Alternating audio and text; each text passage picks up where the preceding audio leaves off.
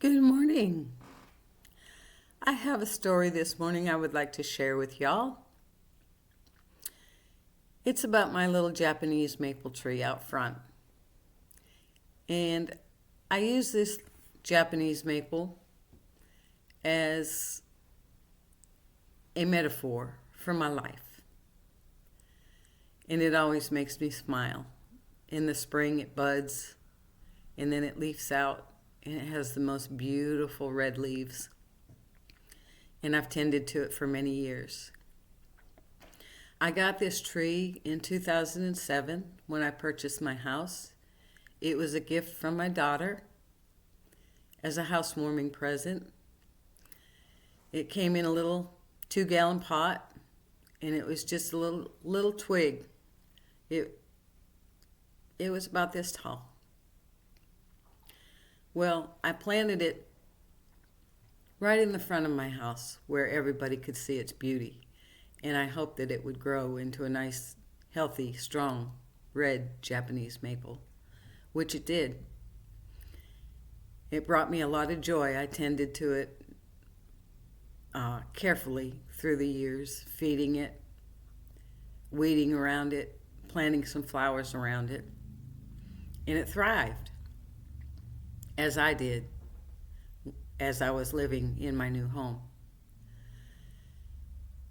But I look at this tree and I'm amazed at its journey, because there was a time about 4 years into me living here in the house, I met a man at work,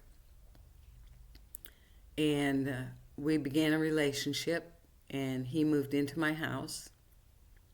We were together for about 2 years, and then he had health issues. He had to have open heart surgery, and this rattled him to no end. And so he reevaluated how he was living his life, and he decided to move on. But before he moved on, he did something that I thought was just terribly mean. Sometime when I wasn't looking, he went out and he put some kind of poison around this tree. And after he moved out, my little tree died. It just seemed to overnight just die. And I was baffled by this. And I was trying to figure out why my little Japanese red maple died. Well, at the time it was about 7 feet tall, 8 feet tall. And I had pruned it, and it became a beautiful little tree. I just loved it. So sadly, I had to go out and I had to cut this little tree down because there was no life in it whatsoever. So I cut the tree down and I left the stump in the ground because I was unable to dig the stump up. And I mowed around it for the next few months. And when the next spring approached, I noticed that it had little green shoots starting to grow out of this stump.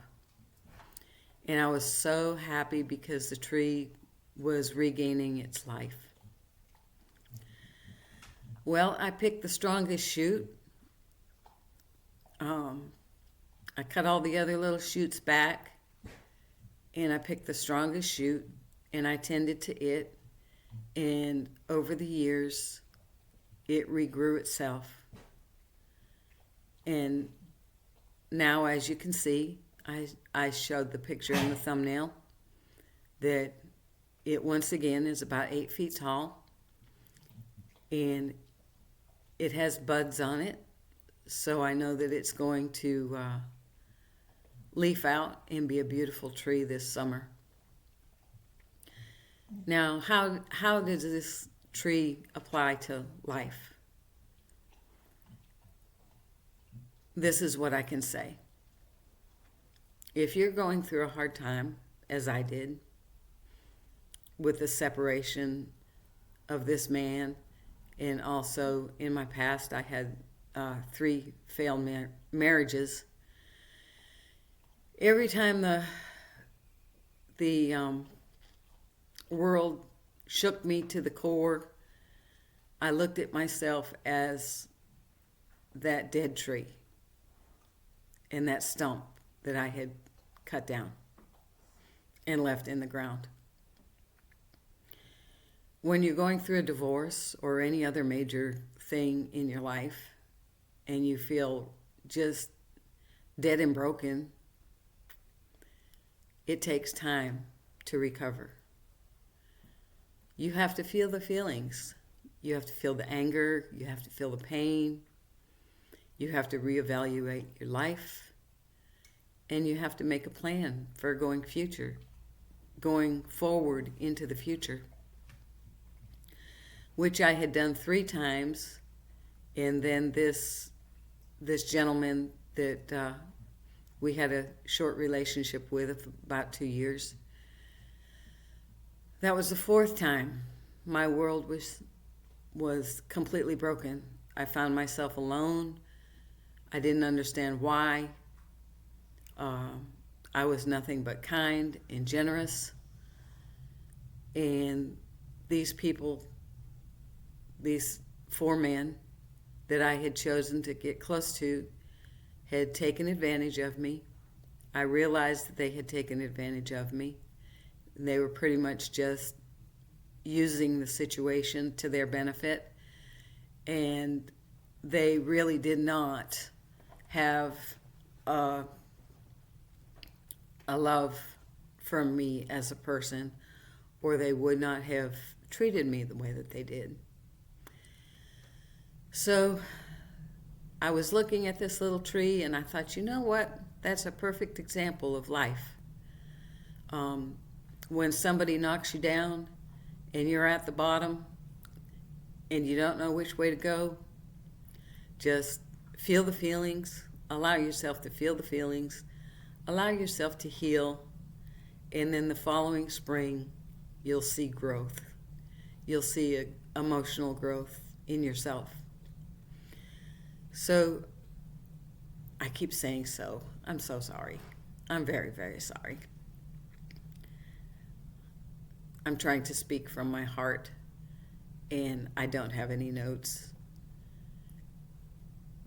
But this little Japanese maple tree is a perfect metaphor for life, because it stayed dormant, it felt its feelings, and then in the spring, it started to grow again. And it's a slow-growing tree. It's now 18 years old, and it's only 8 feet tall, but it's the little tree that could. It never gave up. And we too should never give up.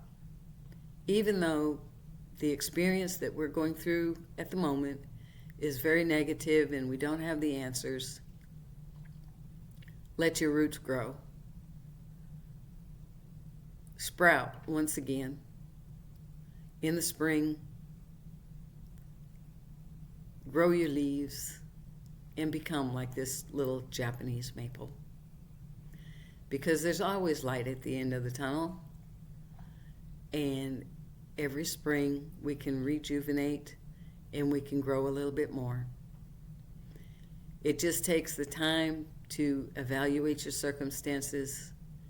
Don't panic. Don't panic. If you're still alive, you still have hope. You still have room to grow. And if you can't do it by yourself, reach out and get some help. There's plenty of services available for therapy, or just find a close friend and have a good talk and a good cry.